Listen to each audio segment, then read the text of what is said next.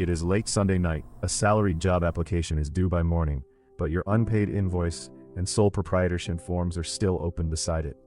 If ADHD makes ordinary work feel rigid, which future do you choose? And is the ADHD entrepreneur story actually evidence? TikTok and business media often sell a familiar character, the restless creative ADHD founder who cannot be contained by a normal job. It can sound validating, but it is much too simple. Here's the result that complicates that character. In the study's model, men with childhood ADHD moved from about 1% to 15% predicted self-employment across very low to very high childhood test scores. But that is not a promise for you, and it is not the study's average result. It is one modeled subgroup pattern, and the pattern for women was profoundly different. So this is the real question. Does childhood ADHD predict adult self-employment, and who does that average actually describe? First, the headline many posts miss. Across everyone in this study, childhood ADHD had no statistically significant direct relationship with later self-employment.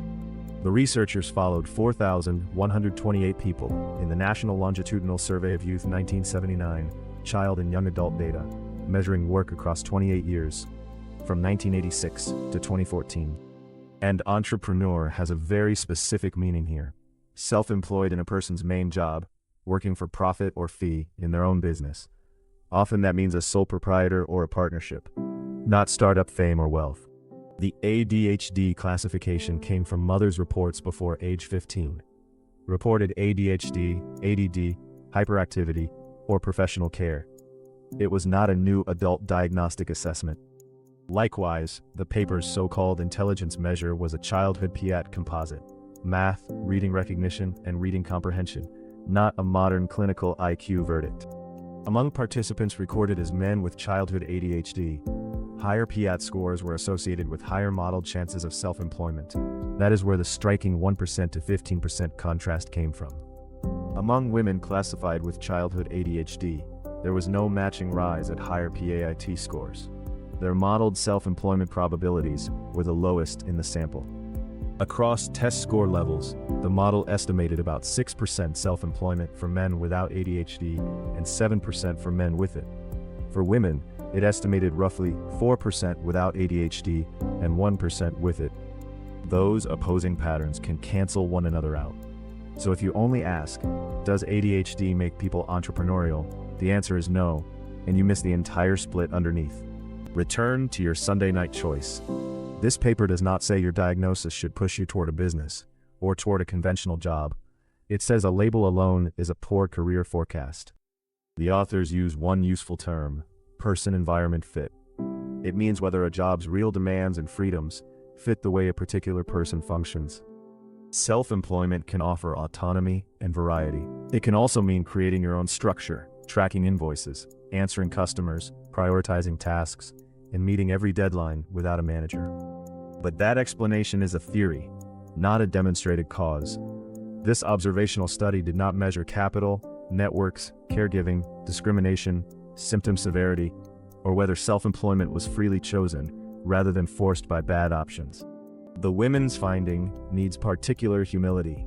These children were assessed in the 1980s and 1990s, when girls and women with less visible ADHD presentations were more likely to be missed. That makes this a group-level pattern in one historical US cohort, not a verdict on any woman's ability, ambition, or business potential. And this was not a study of startup success. The key pattern was concentrated in unincorporated self-employment and did not reach statistical significance for incorporated businesses. It did not measure revenue, survival, hiring, innovation, investment, or wealth. Entering self-employment and thriving in it are two different questions.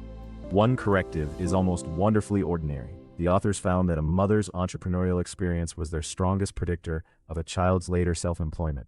Family example mattered more than an internet personality story. A wider 2026 meta-analysis of 47 studies reaches a similarly complicated picture.